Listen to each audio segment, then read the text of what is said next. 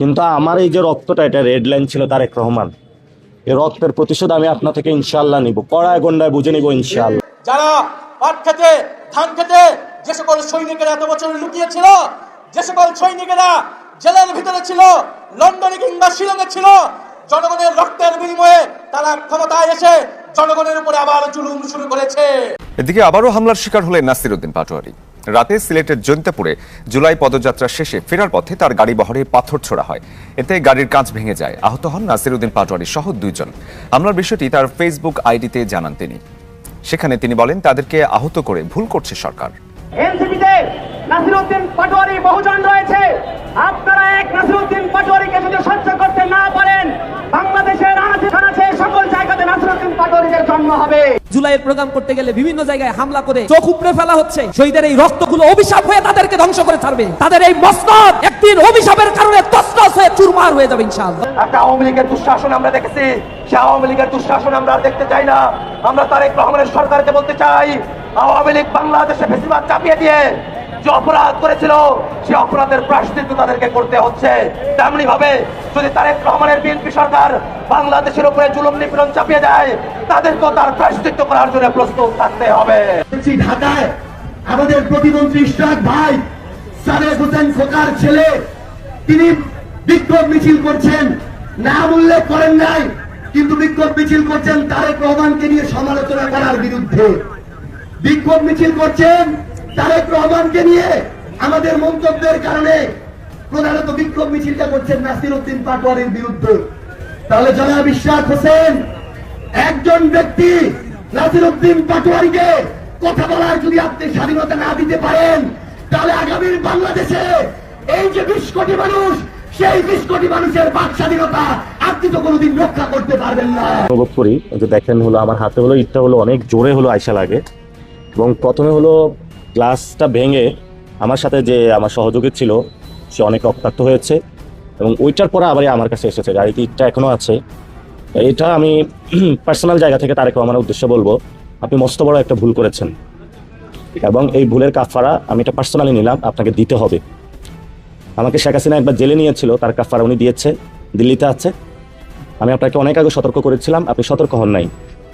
এটা আমি পার্সোনালি নিলাম, আপনি এটার কাফারা দিতে হবে, এবং আমাদের জীবন নিরাপদ না যে আপনার শাসনামলে, এটা আজকে বাস্তবায়ন হলো। যদি মাথায় ইটটা হাতে না লেগে মাথায় লাগতো, তাহলে এতক্ষণ আমি জীবিত থাকতাম না। বিএনপি এনসিপি শুনতে কিন্তু কাছাকাছি। এই মুহূর্তে এই দুইটা দলই কিন্তু আলোচনার শীর্ষে। একটা মজার ঘটনা দেখাই আপনাদের। গতকালকে বলছিলাম না যে নাসিরউদ্দিন পাটোয়ারি হচ্ছে একমাত্র টার্গেট। হ্যাঁ, দেখেন এমন একজনের কথা শোনামু, ওনার কথা থেকে বুঝা নিতে হবে যে এটা উপর থেকে আসছে।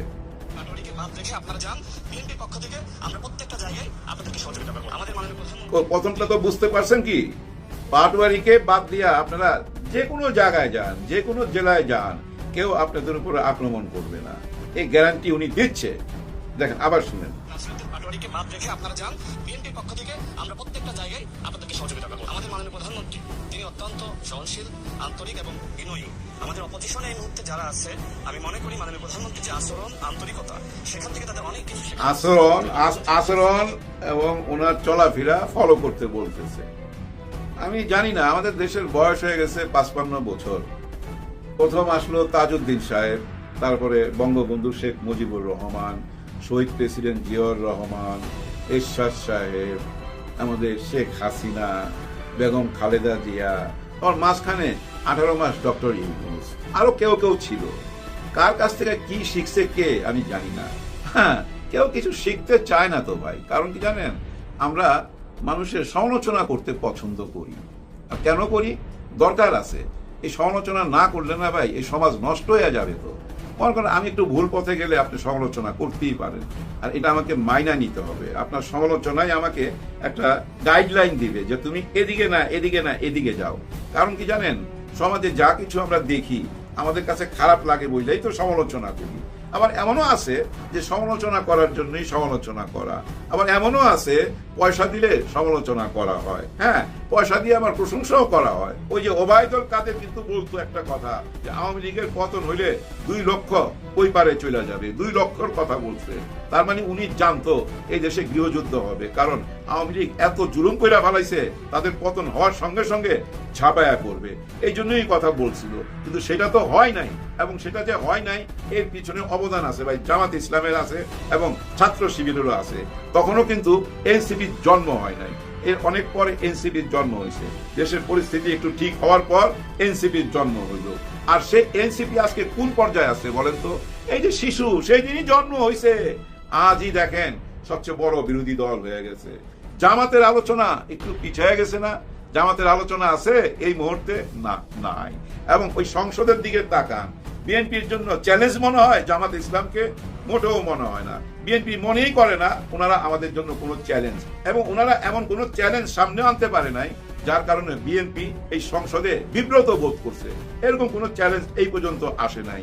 কিন্তু দেখেন এনসিপির মাত্র 6 জন, আর জামাতে ইসলামের 70-এর উপরে সব মিলায়া, আর ওনাদের 6 জন, আরো সাথে যে একজন থাকতে পারে। এই 6 জনের মধ্যে নাহিদ ইসলাম কথা বলে, আক্তার হোসেন কথা বলে, হাসরাত আব্দুল্লাহ কথা বলে, আর 2-1 কথা বলে। আর ওদের কথার মধ্যে এমন এমন সত্য থাকে যে সত্যগুলা হজম করতে প্রবলেম হয়। হ্যাঁ, বিএনপির হজম করতে প্রবলেম হয়। তার মানে কি জানেন, সবচেয়ে বড় বিরোধী দল এই সংসদে কে? এনসিপি। এনসিপি বিএনপির জন্য চ্যালেঞ্জ। কেন এত জোর দিয়ে বলতেছি দেখেন, এই যে গত 4-5 দিন যে ঘটনাগুলো ঘটতেছে, একটি ছোট্ট দল, গণ অভ্যুত্থান থেকে উঠে আসা একটি ছোট্ট দল, নান্না মুন্না ছোট্ট একটা বাচ্চা, সেই দিনের তারাই আজকে দেখেন সবচেয়ে বড় দলের একমাত্র বিরোধী দল এই এনসিপি। হ্যাঁ ভাই, উইঠা আসছে তো, অনেক উপরে উইঠা গেছে। এর পিছনে কি কোনো জাদু মন্ত্র আছে? কোনো চালাকি আছে? হ্যাঁ, কিছুটা তো কৌশল আছেই। সেটা কার? নাসিরউদ্দিন পাটোয়ারি। তার কিছু কৌশল আছে, সে জানে কিভাবে মার্কেটিং করতে হয়। হ্যাঁ ভাই, ওইটার উপরেই তার লেখাপড়া করা। এই এনসিপি দলটাকে কিভাবে মানুষের মনের কাছে পৌঁছায় দিতে পারবে, আলোচনায় রাখতে পারবে, মিডিয়াকে ব্যবহার করে কিভাবে নিজেদের নাম ফুটাইতে পারবে, এগুলো অঙ্ক তার ভিতরে আছে, যার জন্য তার কথাবার্তার স্টাইল অন্যরকম। হ্যাঁ ভাই, উনি যদি সোজা সাজা কথা বলতো আজকে এত বিতর্ক হইতো।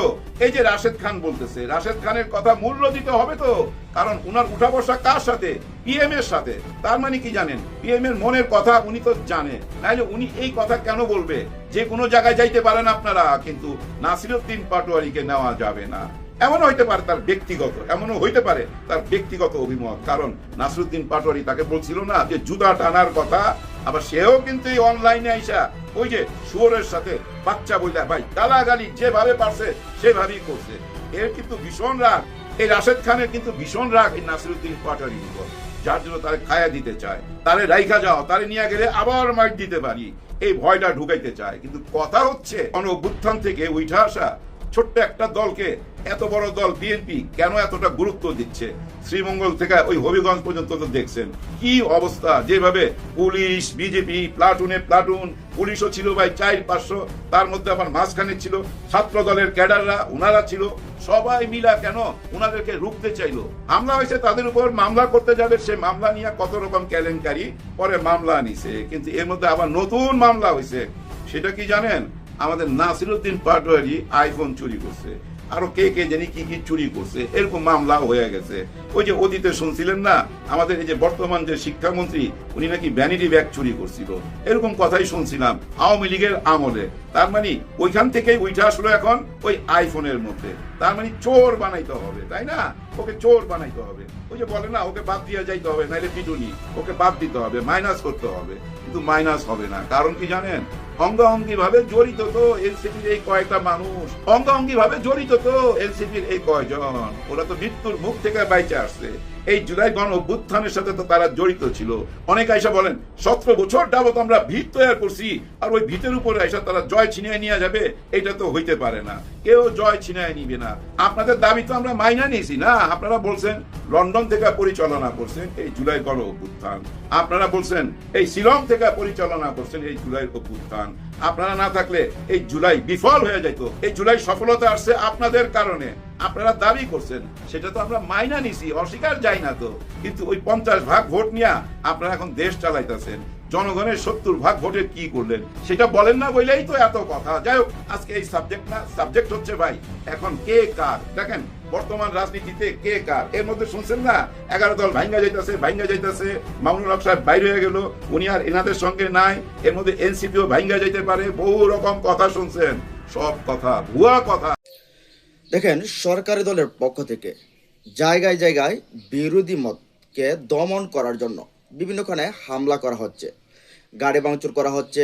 এই হবিগঞ্জ তো দেখলেন, বিরোধী দলের বিরোধী মতকে সহ্য করতে না পারে, তাদের সমালোচনা সহ্য না করতে পারে, আলিফ নামের একটা 18 বছর বয়সী ছেলের চোখ তুলে ফেলছে, বলতে চোখ নষ্ট করে ফেলছে।